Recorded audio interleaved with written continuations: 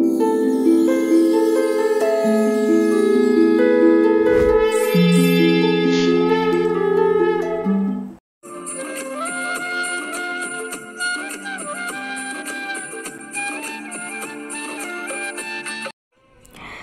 శ్రీ గురుభ్యో నమః. రామాయణంలోని 36వ సర్గ పార్వతీదేవి మహిమ. ఇక విశ్వామిత్రుడు గంగా వృత్తాంతానంతా తెలిపిన తరువాత రామలక్ష్మణులు ఇద్దరు ఆ కథా విశేషాలను మెచ్చుకొని మునీశ్వరుడితో ఇలా అంటారు. హిమవంతుడి పెద్ద కూతురైన గంగాదేవి యొక్క గాథను పూర్తిగా తెలిసిన వారు మీరే. త్రిపదిగా ఖ్యాతికెక్కిన ఈ గంగ ఏ ఏ కార్యాల కోసం ముల్లోకాలలో ఉత్తమ నదిగా కీర్తి గావించింది అని అడుగుతాడు రాముడు. ఇక మహర్షి సంతోషం చెంది ఇలా చెబుతూ ఉన్నాడు. రామ, పూర్వము నీలకంఠుడు పార్వతీదేవిని వివాహం చేసుకున్న తర్వాత మహాతపస్వి అయిన పార్వతిని చూసి మన్మథ బాణ ప్రభావంతో ఆమెపై మరులు గలుపుకొని దాంపత్య సుఖంలోకి దిగుతాడు. ఆనందముతో 100 దివ్య సంవత్సరాలు గడుపుతాడు. అయినా వారికి తనయ ప్రాప్తి కలగదు. ఇక బ్రహ్మాది దేవతలందరూ ఇంత దీర్ఘకాలం తర్వాత శివపార్వతులకు తనయుడు కలిగాడంటే ఆ మహాతేజోమూర్తి ప్రభావాన్ని లోకం తట్టుకుంటుందా అని భయపడతారు. ఇక మహాదేవుడి వద్దకి వెళ్ళి ప్రణమిల్లి ఇలా వేడుకుంటారు దేవతలు. ఓ దేవదేవ, పరమశివ, లోకహితంకర, మేమందరము నీ పాదాలను ఆశ్రయించాము, మమ్మల్ని అనుగ్రహించండి. ఓ సురోత్తమ, నీ తేజ ప్రభావంలో కలిగిన పుత్రుణ్ణి ఈ లోకం భరించలేదు.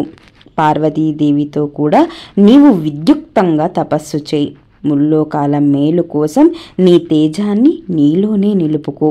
ఈ లోకాలన్నింటినీ రక్షించు, అంతరింపజేయవద్దు అని. అంతట పరమశివుడు దేవతల మొరలను విని అలాగే అని పలుకుతాడు. ఆ తర్వాత ఇలా అంటాడు.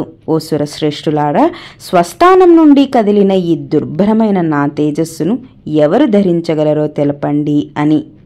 అప్పుడు దేవతలు శంకరుడితో ఇలా అంటూ ఉన్నారు. స్వస్థానం నుండి కదిలిన మీ తేజస్సును భూదేవి మాత్రమే ధరించగలదు అని పలుకుతారు. దేవతల పలుకులు వినిన మహేశ్వరుడు తన తేజస్సుని భూమిపై వదులుతాడు.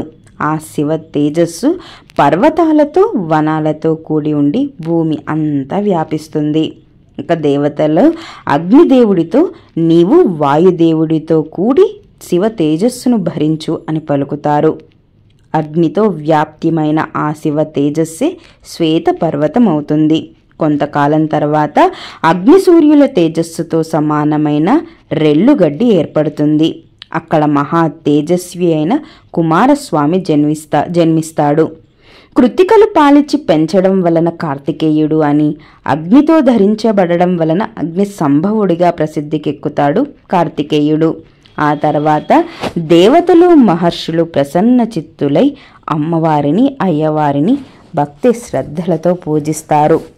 ఆ తర్వాత అమ్మవారు చాలా కోపముతో జలాన్ని చేత పట్టుకొని కన్నెర్రజేసినతై వారిని అందరినీ శపించేస్తుంది. నా పతితో కూడి పుత్రుని పొందాలనే నా కోరికకు అవరోధాన్ని కలిగించారు మీరంతా, కనుక మీ భార్యల యందు మీకు సంతానము కలగకుండుగాక అని.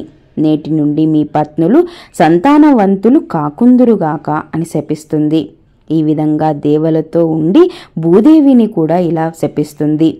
దుర్బుద్ధిగల ఓ భూదేవి, నీవు చౌడునిలా మొదలైన వివిధ రూపాల్లో కలిగి ఉంటావు.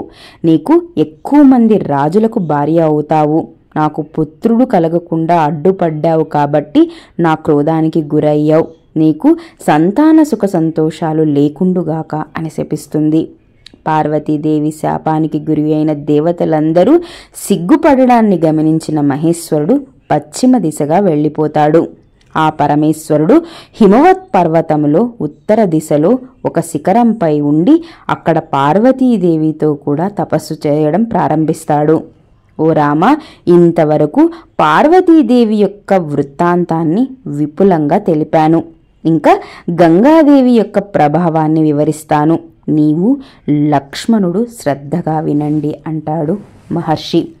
వాల్మీకి మహర్షి విరచితమై ఆది కావ్యమైన శ్రీమద్ రామాయణం నందలి బాలకాండనందు 36వ సర్గ సమాప్తము.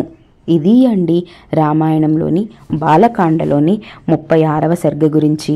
నెక్స్ట్ వీడియోలో 37వ సర్గ గురించి తెలుసుకుందాం. ఈ వీడియో కనుక మీకు నచ్చితే లైక్ చేయండి, షేర్ చేయండి. సునీత యజ్ఞమూర్తి వ్లాగ్ని సబ్స్క్రైబ్ చేసుకోవడం మాత్రం మర్చిపోవద్దు. అలాగే మీ విలువైన సజెషన్స్ని క్రింద కామెంట్స్ రూపంలో తెలియజేయండి. Thank you.